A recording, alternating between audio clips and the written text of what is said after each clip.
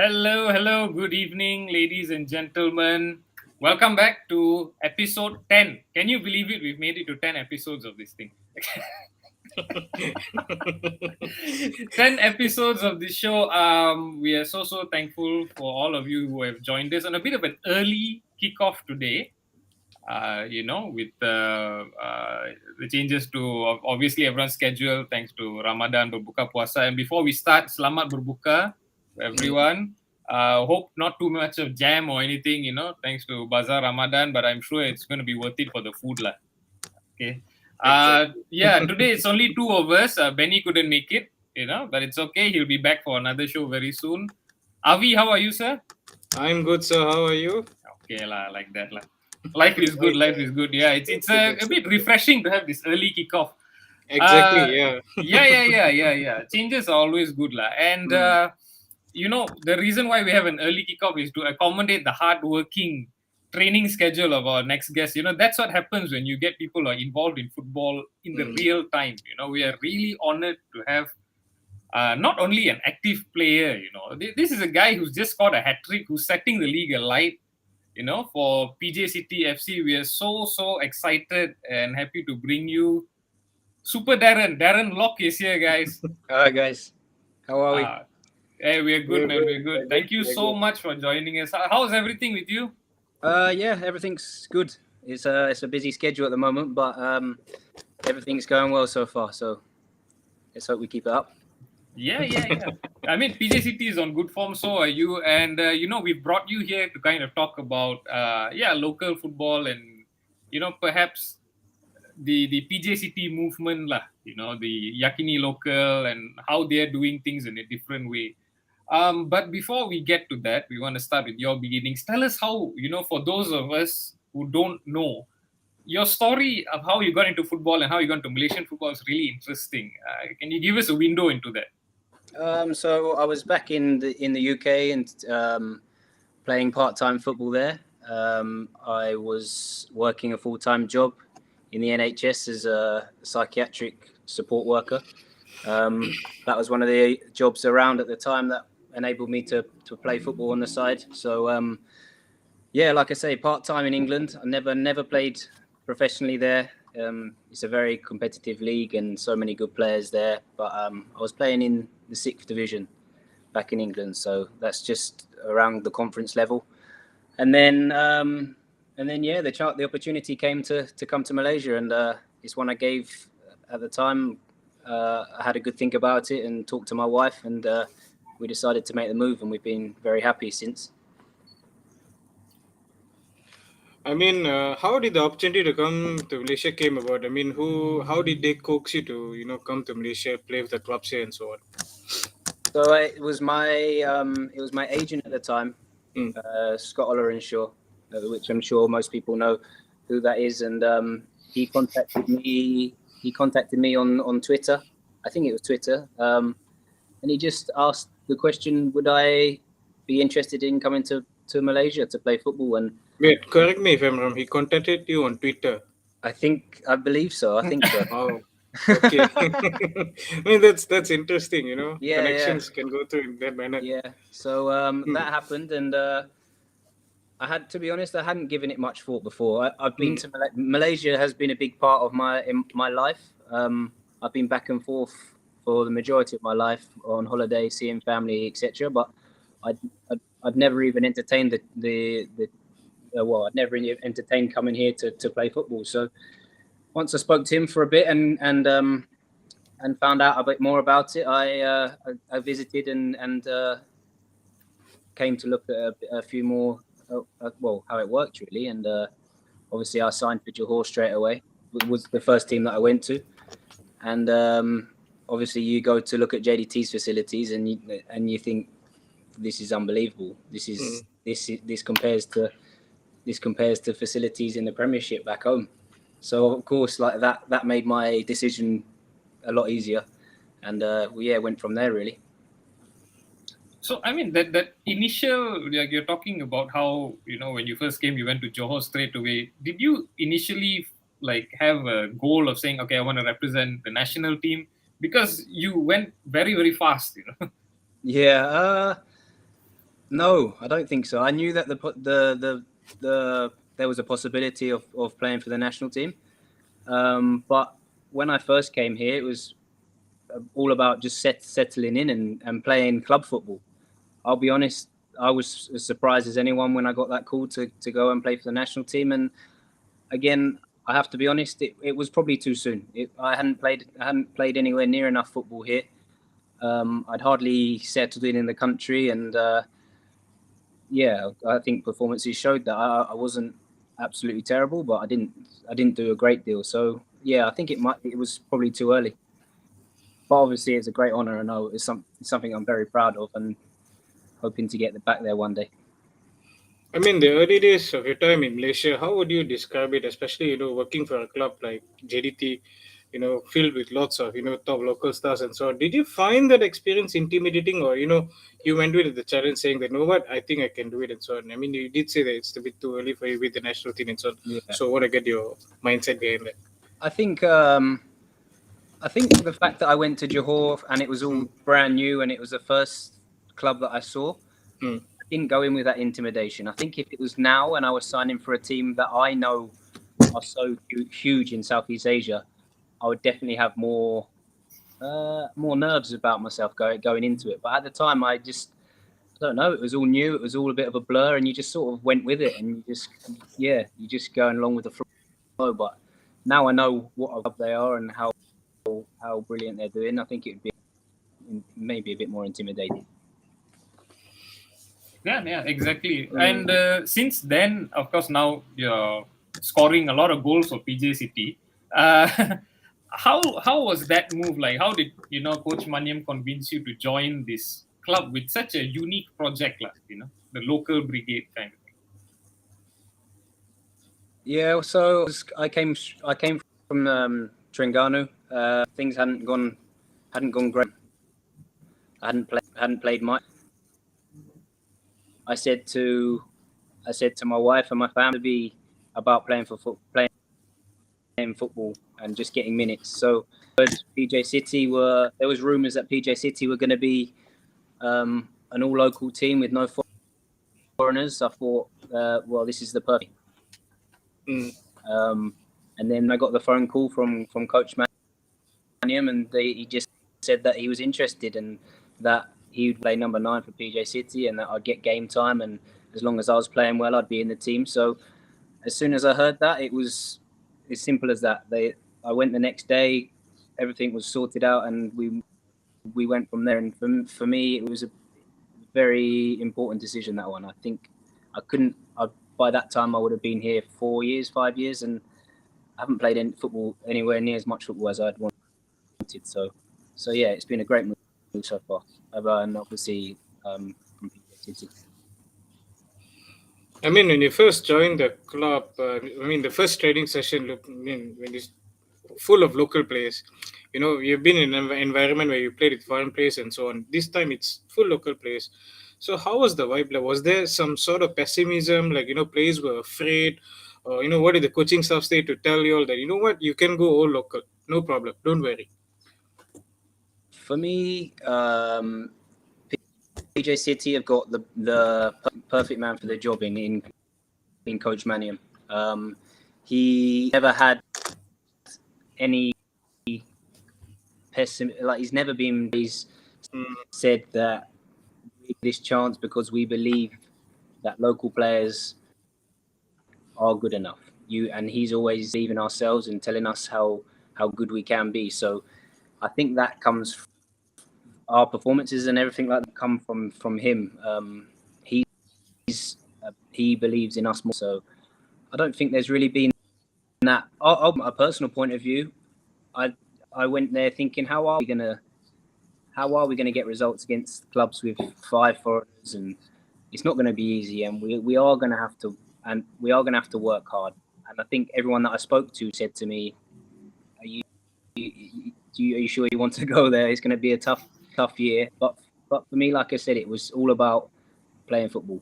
And I said, as long as I'm playing football, and that is real, that matters. But local was that's been a vision of the owner of PJ City, and one that he's been very insistent on, and he believes in the local talent of Malaysia. And I've been here long enough to see how good some of the local players are. We've got some unbelievable local players. Just need to be given that chance a bit more often. Okay.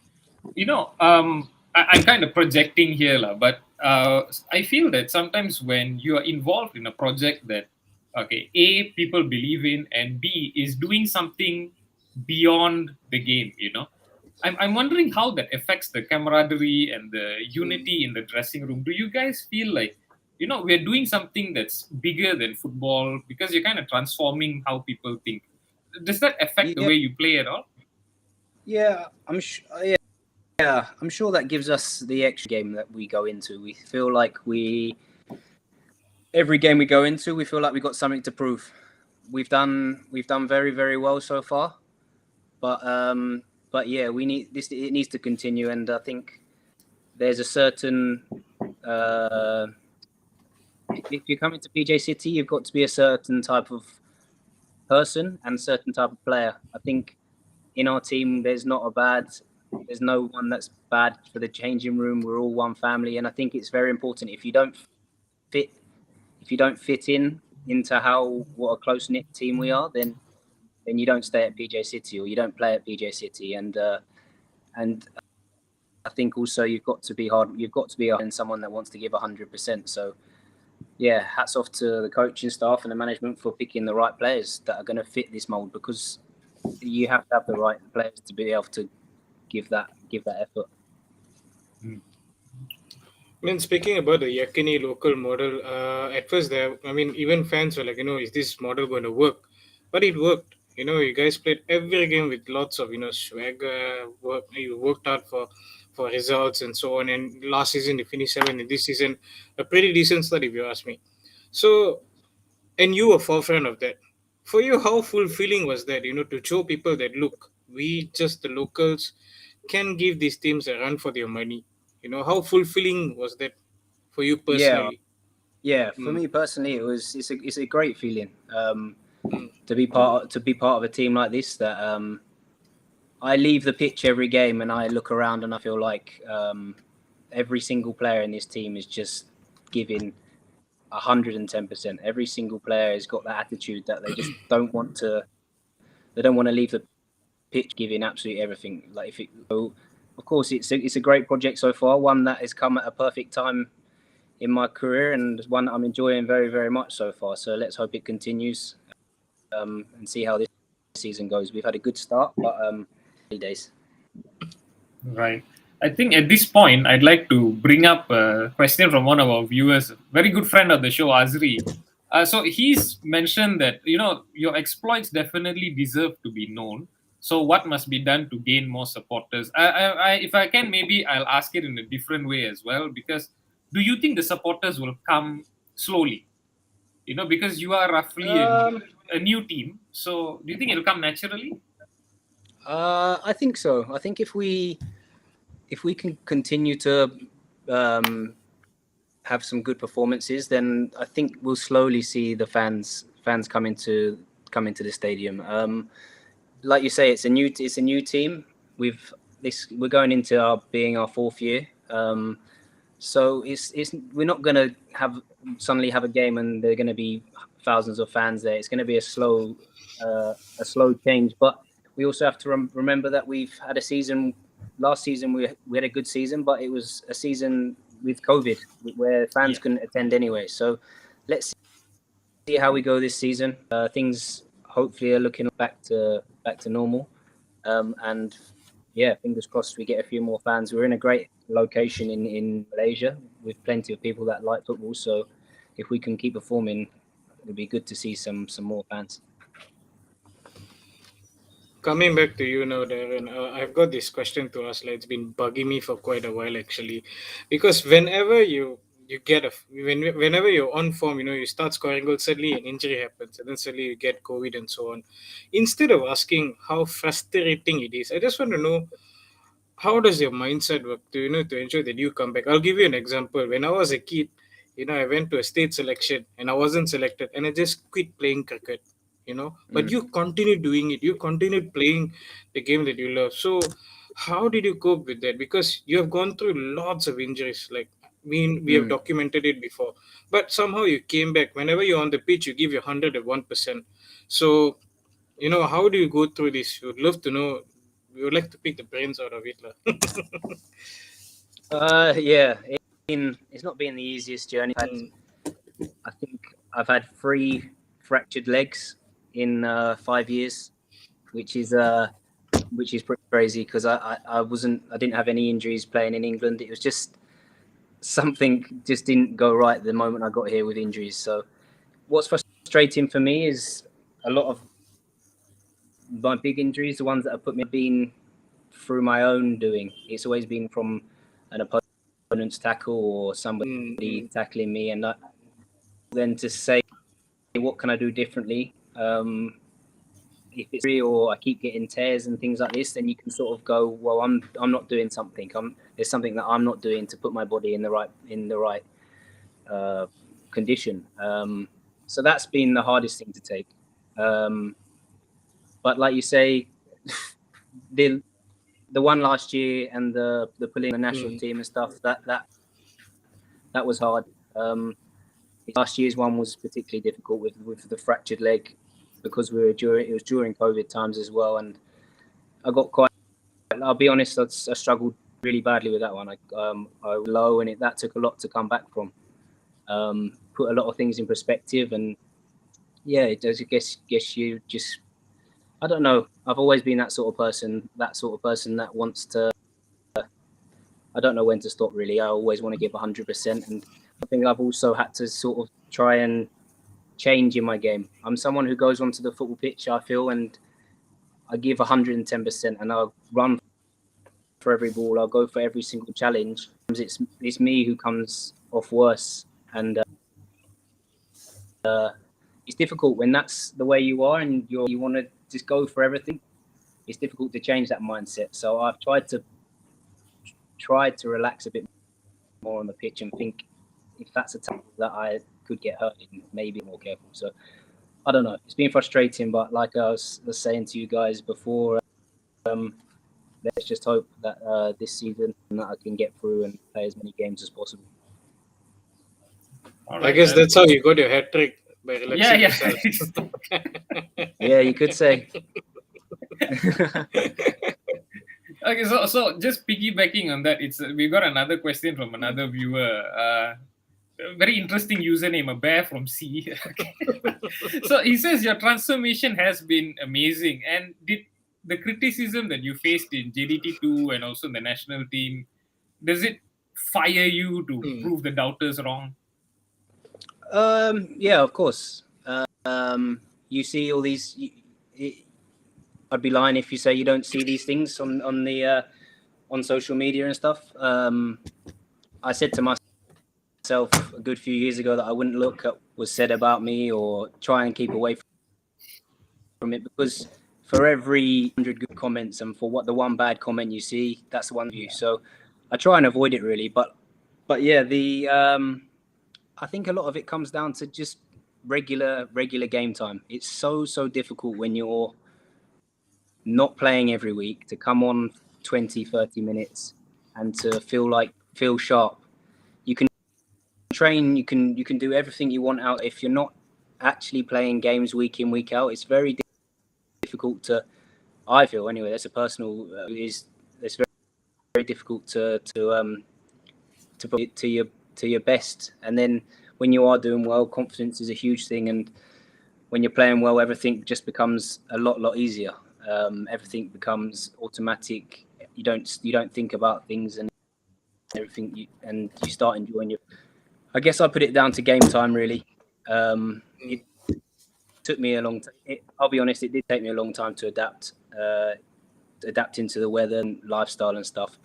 But yeah, I'm happy with how my football at the moment. But let's hope it continues. Speaking about PG City, because I know it's a team that works a lot. They run a lot. And I know for a fact that a lot of players are naked after 90 minutes. How do you cope with that under Coach Maniam's system? I mean, he plays attractive football, but he demands a lot from his boys. So that philosophy, how do you cope with it? Yeah, he does demand a lot from us. We work hard in training, and he makes it very well known that we have to work this hard. There's no if we don't work this hard, we don't compete against these big teams. So times training can be hard, and he does push us. But like I say, you've got the right type of player there to get on with the training and not complain about it, and just to do it, and know that he's doing it for the best of us and for the team. And like I say, for PJ City, I don't think there's a coach that's more suited to the role than Coach Mannion. If we could kind of go take the conversation to a bigger scale, I want to talk a bit about Malaysian football because I've read articles quoting you that saying that we need to give a bit more chances to local strikers, local players and all. Can you elaborate on how you think that's going to affect Malaysian football in general? How will it improve? Well, I think it's clear to see that Malaysia for years have had an issue in the sort of the number 9 position. There's been some division number 9s, of course there has there, but it's never been one where you've had a huge amount of players to pick and choose. And I think it just comes down to, like I spoke about previously. For are always going to be signed in those positions. When you sign a foreigner who's on a good salary, then of course that foreigner needs to, from a management point of view, the management we're paying for this player and he needs to play every week. It's just a shame that it sort of it halts it's sort of difficult for any local striker to get a good run of games. If you look at the Super League, there's not really anyone. There's not too many players in the number 9 position that are playing week in, week out. So, of course, if you're not playing, how are you going to improve? So, I don't expect them to be playing, the local players to be playing every single week. That the foreign players, they do bring a different quality league, and there are some great foreign players. And I'm not saying that they shouldn't be here at all. I just hope that throughout the season that local players get given those enough minutes. As long as they're coming on and getting to show what they can do, then, like I've seen here for 5 years, and I've seen that there is so much talent. They just need to be given that chance. I mean, you said it pretty well, actually, because in Malaysia, as we know, there are lots of really talented players. We've got strikers, just that they're not getting the minutes and so on. What do you think is needed to break that, foreign dominance? What do you think players should do to tell them that, I am worthy of a number 9 spot. You should give me the spot, during training session. I know players give their all, but like you said, coaches, they prefer to play the foreigners because they have signed them for big money and so on. So what element is needed to, truly break into a squad, especially, I mean, because we know the national team needs a number 9 badly, so what's needed? How would you advise these players to, don't give up, just go on and so on? Yeah, it's a difficult one. Like I said to you, as long as there's going to be 5 foreigners in the Malaysian league, they're always going to fill one of them with a striker's position, and one of them is going to be a midfielder, one of them is going to be a defender. And I just think because as a number 9, there's only that one position. You can only have one pitch. That's always, until maybe they look at possibly changing how many foreigners there are in the league. I think it's always going to be maybe an issue. Malaysia's never ever struggled for wings, for wide men. There's always, you look at the national team now, there's so many players that can play on those wides, and that's because there's a slot free in everyone's team for a local winger. So I don't know. It's a very difficult it's a tough subject. I don't know how a local can play more minutes in the league, but there are some clubs. There are some clubs that play with two strikers, and Selangor, for instance, with Eki playing up front. So I don't know. Hopefully, some clubs can maybe, I don't know, you can change formation, I guess, and try and accommodate them more. But subject, I guess, one that I don't know what can be done, to be honest. One follow-up question. In PJ City, what do you have to say about the young talents? Do you see any upcoming strikers coming? Of course, you can't be the only one playing all the time in the number 9 spot. So, do you see any options that, really good options coming up in the future for PJ City? We've got some good we've got some talent. I haven't actually had the chance to see any of the attacking talent at the moment in our squad. We've got for me, there's backup in Shami. He's a young player, and he's a very talented player also. So I think he's more than capable. If I can't play or I need a rest, he's very stepping in.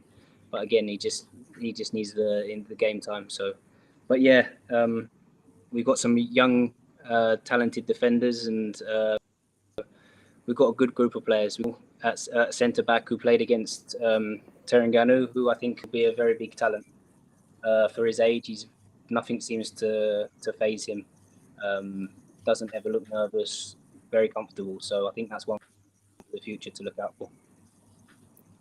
I mean, you brought up the fact that Avi's question was a tough question. You got another very tough question because I'm also struggling to answer this one. So your thoughts on no state-based teams in the future? Because I think what Amin's point is that, as long as the state teams exist, then you have, very jingoistic kind of fan bases where they're only talking about their states. And of course, PJ City is technically, you wouldn't call it a state-based team, right? So, so no. What are your thoughts? Well, it's going to take a lot of work. It's a very tough question. But way state teams, then Malaysia football's not going to exist for the time being. There's so much work that needs to be done for everyone to be a private football club. It's something we can to try and work towards, but I think for the time being, we have to have a state Malaysian league. It's a tough question, but I do see where they're coming from, but I think it's a difficult one. Okay, before I ask the serious question, I've just got this question from Kogi, your teammate. Okay, it depends on you whether you want to answer it or not. Bro, asking me always get nuts max for me. Why? Nut max for me. Why? And he actually just commented, "What a player, Darren." Yeah. So he's given you a backhanded compliment. He just said that nice to just take away from the blow that he's just dealt. Oh, Kogi. He's a player who always seems to put the ball through my legs, and he knows how much it annoys me. So he just winds me up about it all the time. Do you think among the Malaysian players, do you think he's one of the most technically gifted players that you played with? Yeah, he's technically Kogi's a very good player. He's so talented, and I think that shows when he played for the national team. But I think the side that we see in the national team he's not relying completely on his technical side. He was one of the most hard-working players in the team in the last two friendly games. So that's a side of his game that maybe goes missing sometimes because he is so technically good. But yeah, he's working very hard. He's good, very good player. Now for the serious question, the national team, Armchair Malaysia, because a lot of fans clamor for your call-up, and whenever it happens, something happens, and we are so fixated with the number 9 position, and I'm sure the next call-up you will be in contention. So for you, what are your hopes and vision for the national team? What is your end goal with Armchair Malaysia when you get a chance to play for them? I guess, like you say, the call up. There's call up next month, and hope I can continue my form and scoring a few more goals, and hopefully that I'll finally get the chance to get back into the national. I think it's been three or 4 years now since I first represented Malaysia, and I feel like I've changed a lot as a player since those times. Like I said to you earlier, it came a bit too soon. My call up before, I wasn't young, but I think in terms of my experience in Malaysia, I hadn't had enough, and it all came very fast. It was all a bit, like I say, it's all a bit too quick. So I just want to be able to if I get the call up, to go there and just help the team in any way possible. Number 9 is a position that they have always struggled in, and scoring goals. So, of course, from a personal point of view, I want to score goals if given the chance.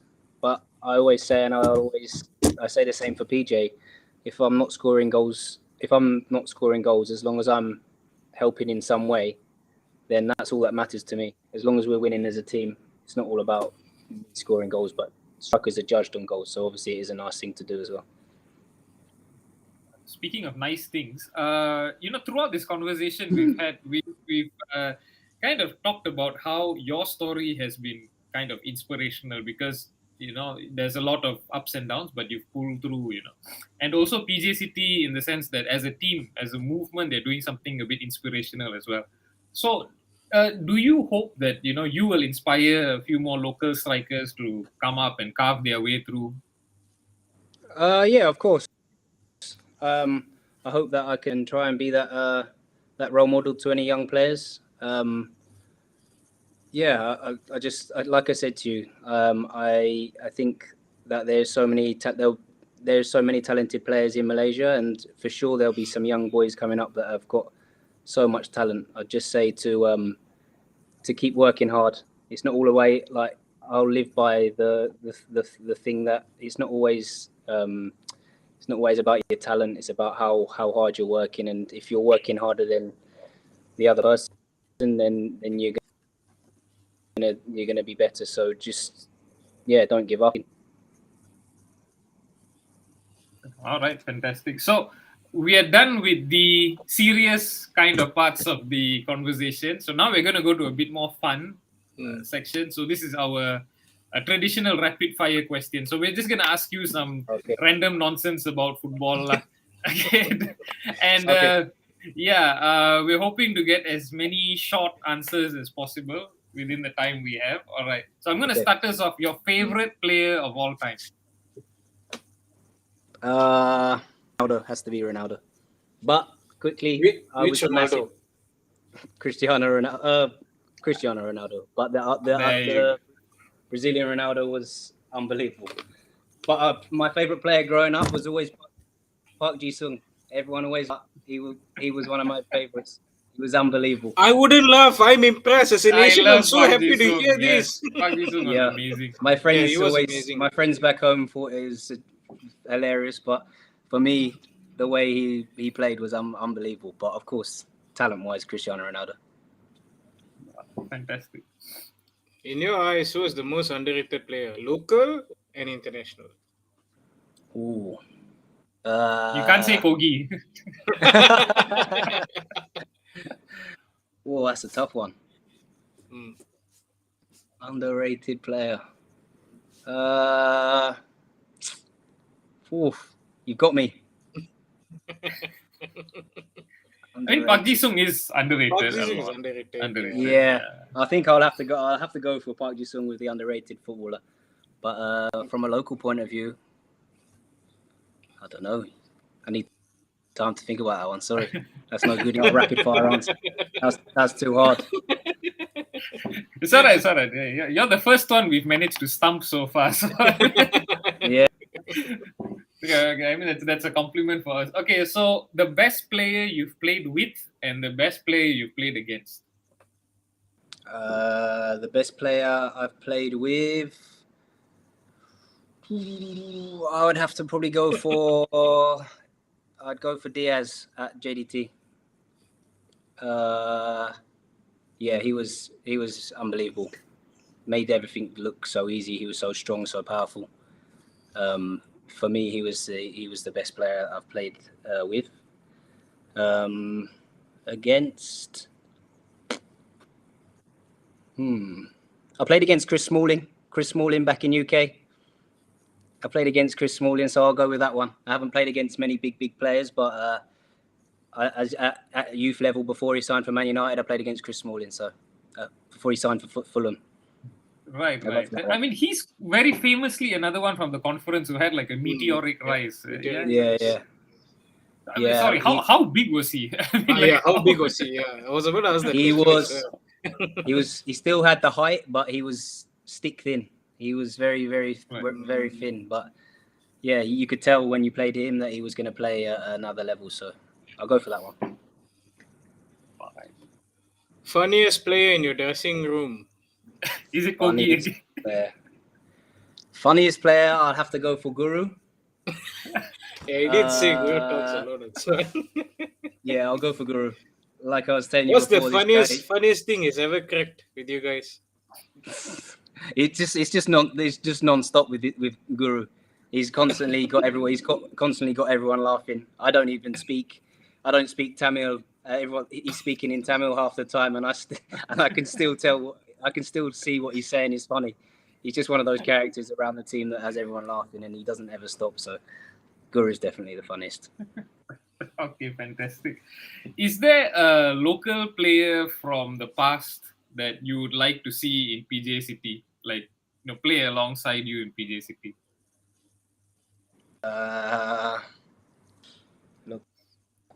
Player from the past. Oof. Even local doesn't need to be local. Maybe even a foreign player who played in Malaysia. Yeah. This is difficult being put on the spot. Brain just can't think. So is there a lot of names in your head going on at the moment? No, there's just no names in my head.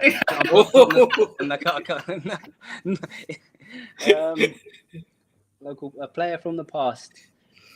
I can't think of anyone. Sorry, I'm not doing very well here. It's fine. I would have suggested, the man who brought you here, but then he plays in your position, so then. Oh yeah, but his knees are absolutely shot to pieces. He's no chance he could play. I saw a picture of. I hope you're listening. I saw a picture of him the other day on Saba's page, and he was chasing after a player. I thought, bloody hell, how is he keeping up with these?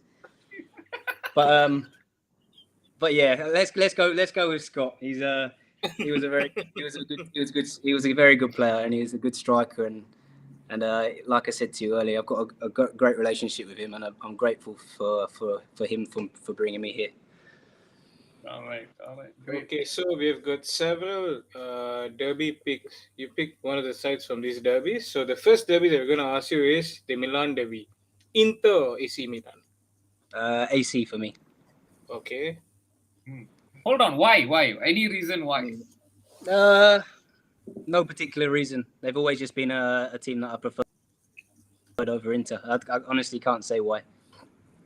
All right. Okay, Rangers versus Celtic. I'll go Rangers. I watched the recent derby with Rangers Celtic, and it was a great game. But yeah, Rangers again. No particular reason. Just a team that I've always preferred over Celtic. Madrid or Barcelona? Madrid, because of, like I say, I was a big fan of Cristiano Ronaldo, so his time there, I was always a Real Madrid fan. Okay. So I think I've got a clue about the final one, but never mind. All right, the next one is Arsenal Spurs.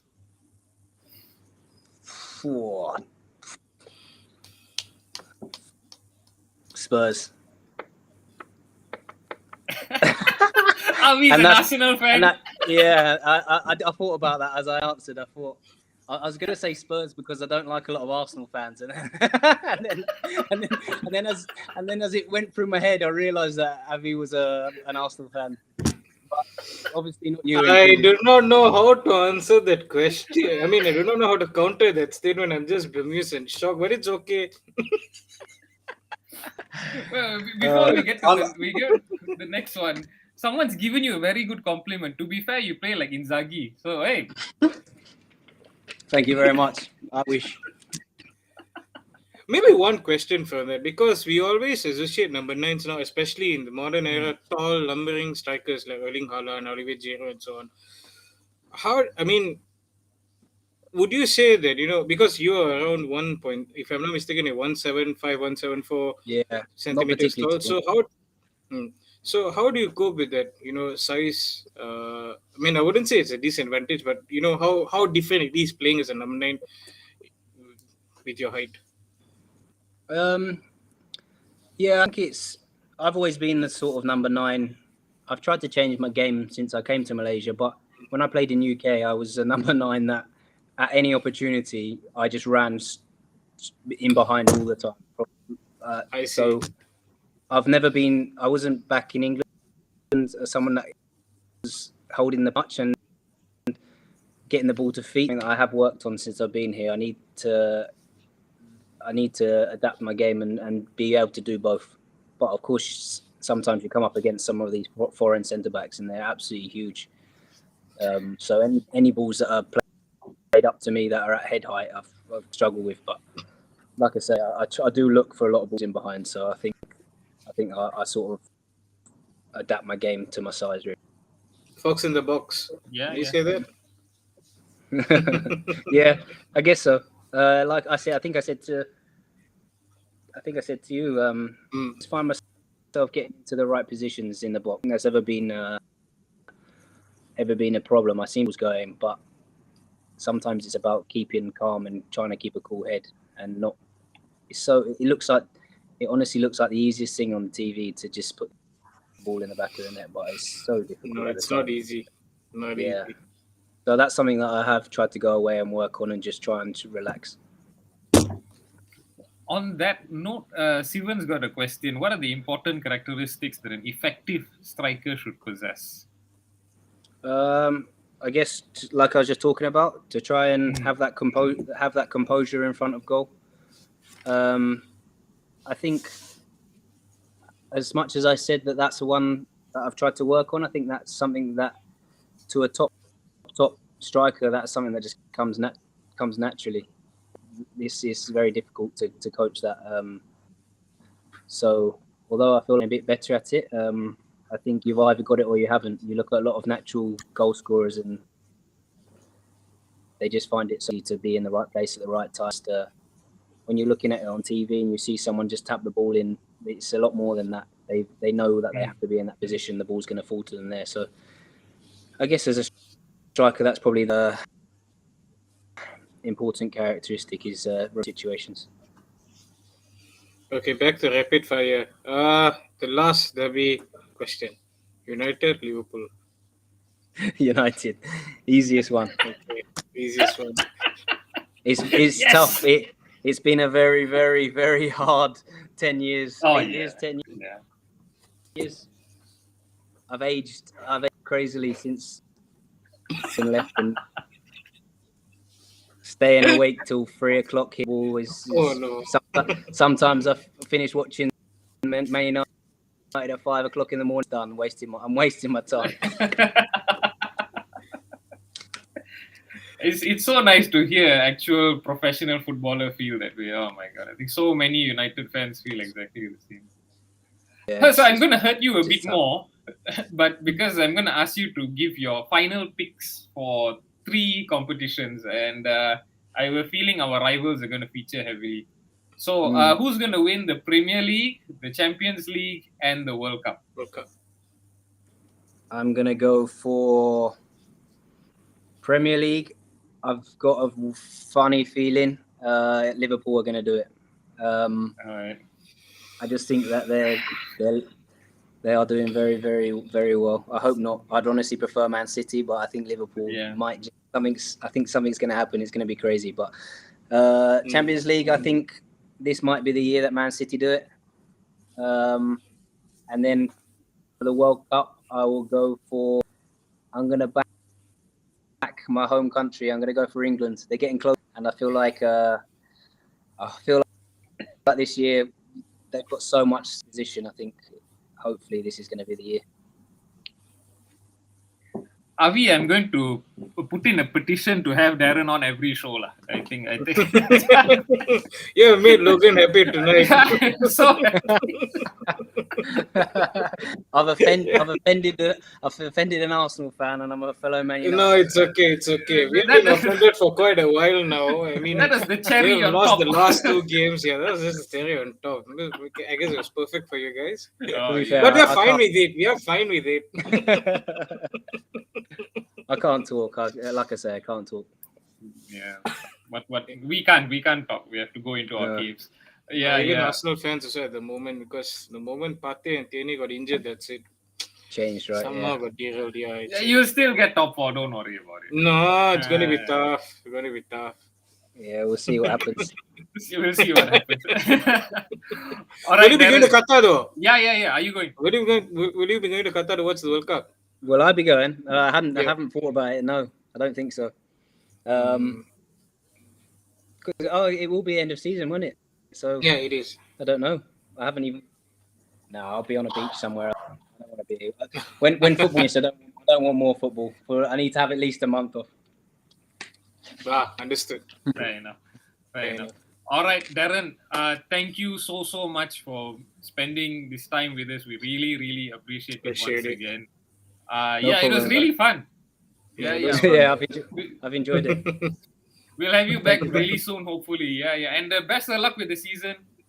Thank you, guys. Yeah, all the Appreciate best it. against Douglas and Milan. Hope you're able to score lots more goals and Yeah.